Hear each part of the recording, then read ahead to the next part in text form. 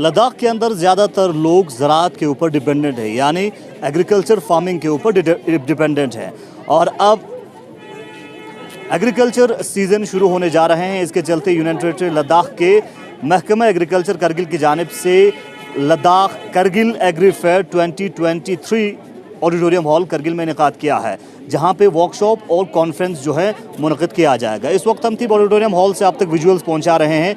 आप देख सकते हैं ज़िले करगिल के मुख्तलिफ जगहों से जो फार्मिंग कम्युनिटी हैं, ज़राअत से ताल्लुक़ रखने वाले जो लोग हैं, वो इस कॉन्फ्रेंस में शिरकत कर रहे हैं। इस वर्कशॉप में शिरकत करके इस साल महकमे ज़राअत की जानिब से भी किस तरह की अहम फैसिलिटीज़ फार्मर्स को प्रोवाइड किया जाएगा, इस हवाले से जानकारी उन तक पहुंचाया जाएगा। और इस हवाले से जानकारी लेने के लिए मुख्तलिफ जगहों से लोग इस वर्कशॉप और कॉन्फ्रेंस में शिरकत कर रहे हैं, एग्री फेयर में शिरकत कर रहे हैं।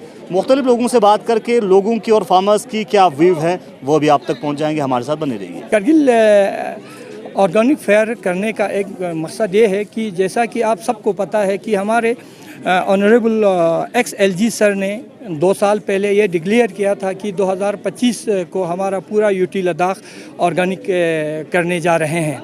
ये एक इसी का एक हिस्सा है, लोगों को अवेयर करने के लिए कि ऑर्गेनिक कैसे किया जाता है, क्या क्या उनको प्रिकॉशन लेना है, किस किस चीज़ को इस्तेमाल करना है, किन किन चीज़ों को इस्तेमाल नहीं करना है।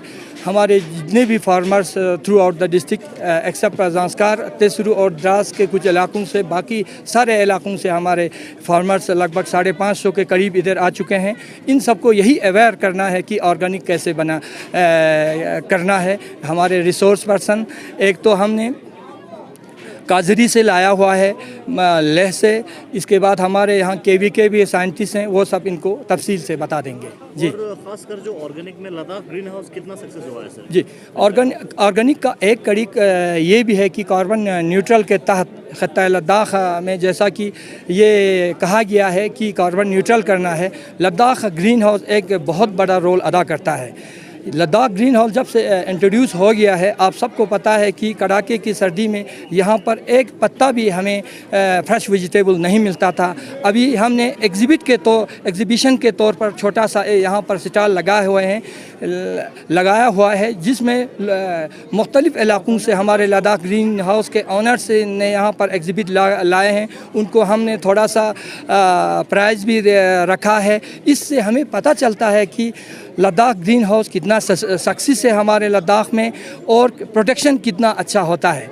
ये एक्चुअली ये फेयर हम लोगों ने फिक्स किया था जनवरी 21 से 25 के बीच में, लेकिन मौसम की ख़राबी की वजह से, स्नोफॉल होने की वजह से और सड़कों के स्लिपरी होने की वजह से इस चीज़ को, क्योंकि हमें फार्मर लाना था, रिस्क समझ कर इनको हमने एक्सटेंड किया। अब जब फेयर रोड हो गया, कोई रिस्क नहीं था, तो हमने फार्मर्स को इधर लाया है। आप सब मुलाहिजा कर रहे हैं ये सारे। Thank you.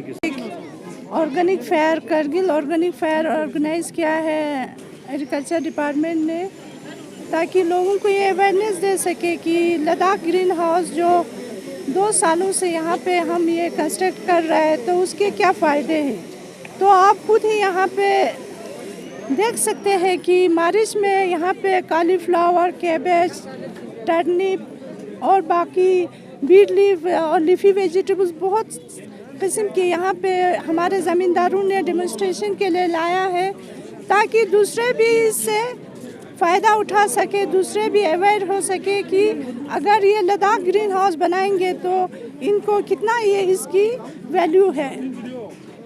अगर सक्सेस हुआ है लद्दाख ग्रीन हाउस करके? लगभग हमने बहुत सारे ग्रीन हाउसेस दिए हुए हैं, तो अभी तक हम 150 से ऊपर यहाँ पे ये हुआ है, उन्होंने सब्ज़ी लगाया है।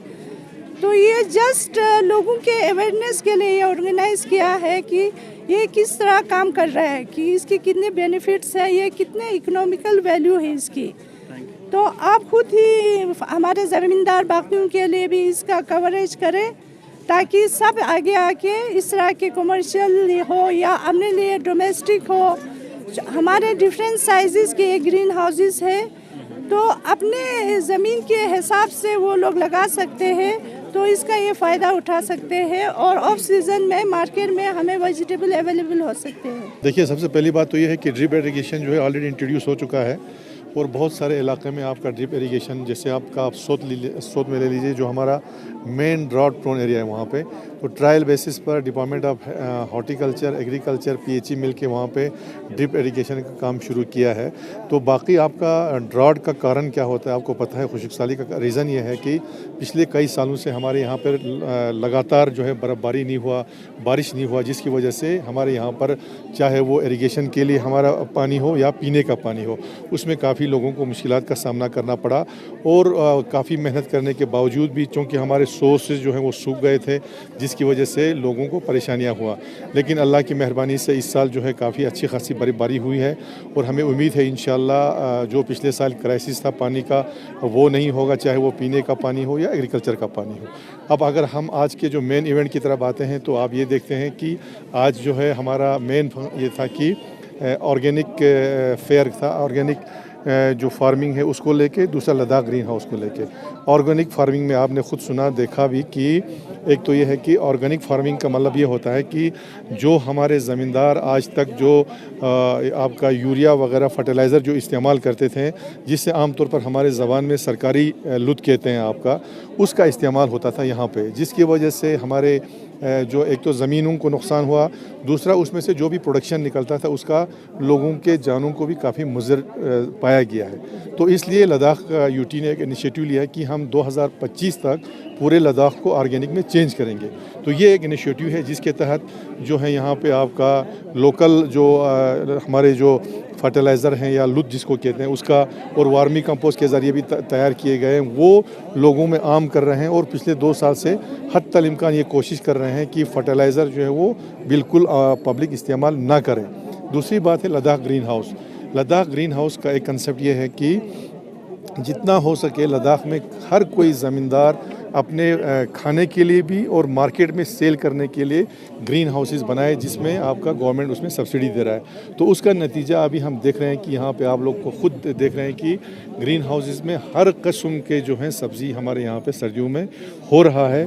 और अभी आज अगर मार्च का महीना भी आप देख रहे हैं कि हमारे पास कोई क्राइसिस नहीं है जिसमें ये कहा जा रहा है कि हमारे पास सब्ज़ी नहीं है या ग्रीन वेजिटेबल या प्याज वगैरह नहीं है।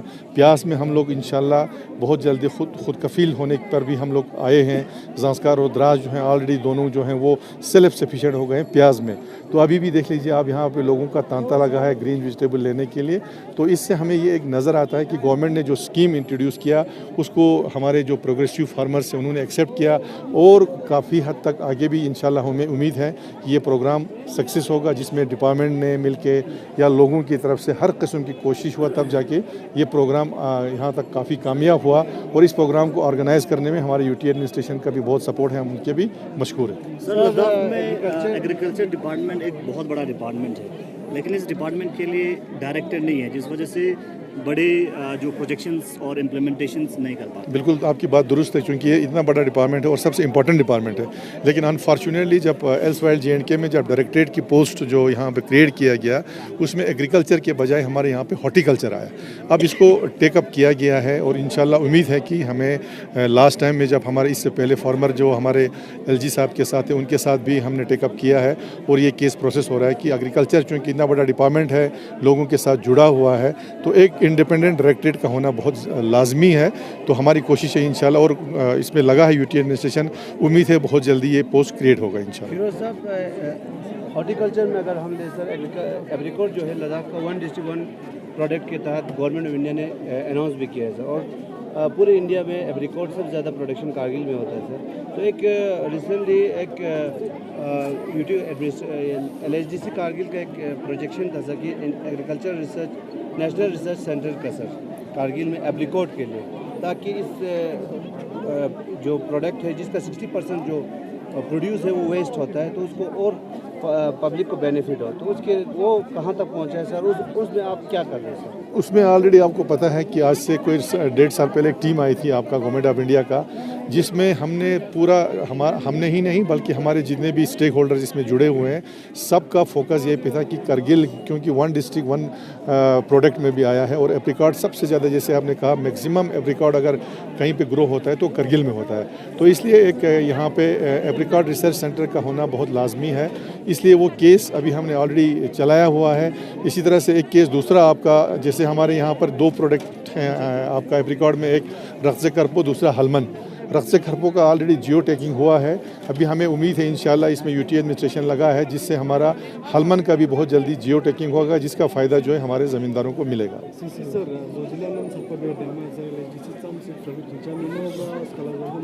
जोजिला दियो यरा जरना दरिंग यरा पता की दजा कतंग बियारो चीफ डीजी बियारो ने तुक्सन खोस कता दे एश्योरेंस पतांस की 15 मार्च तक हर तल इन कोशिश बस यरा गतस कनेक्ट बचा छाना यता थोन युद्ध गता की गा हिसाबी का खोन लस बेन और दे हिसाबी का 15 तक इंशाल्लाह कनेक्ट होने की उम्मीद है। लेकिन ट्रैफिक की मूवमेंट को नम सपा फुट ताजर खान को वो अभी बाद में डिसाइड होगा।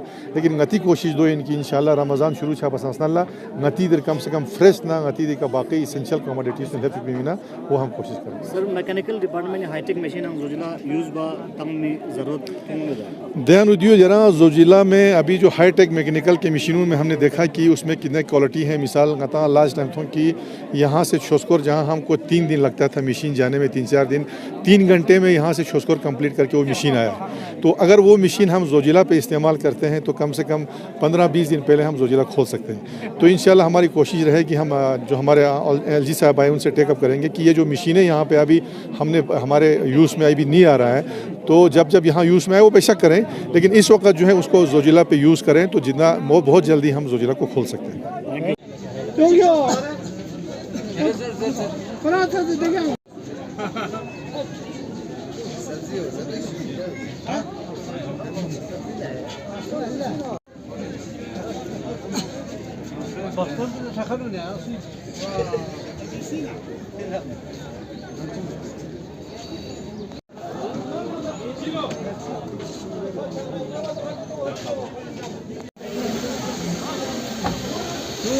मैडम यो जो नो मैडम दूर से जो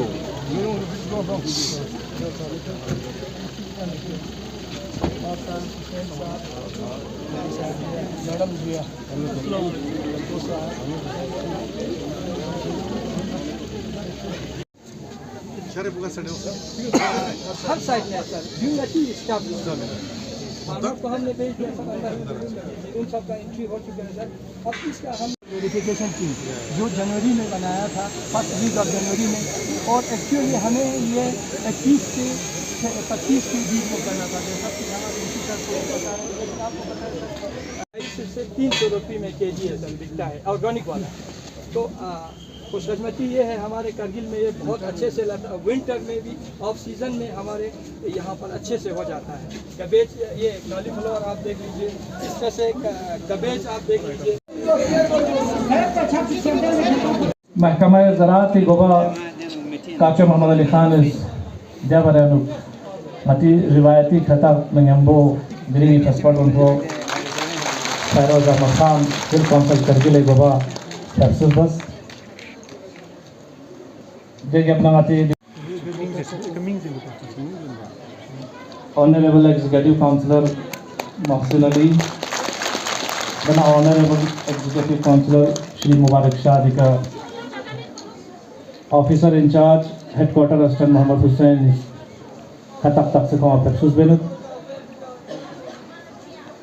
अजाबर chairman Haj committee Ladakh Shri Mohammad Ali Majaz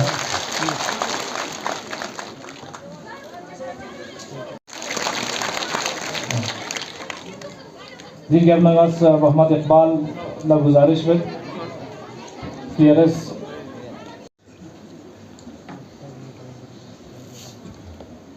organic farming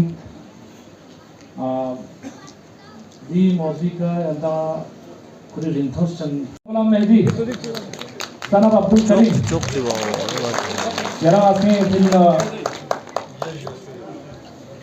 मुबारकबाद फर चुका सब बातें खासपा तगत पिगदान एडरिंग सुमेर से खंबार और तफसील दे कि अपना मखसूमा मेहदी गुलाम Mehdi Dengan yung matangis Sri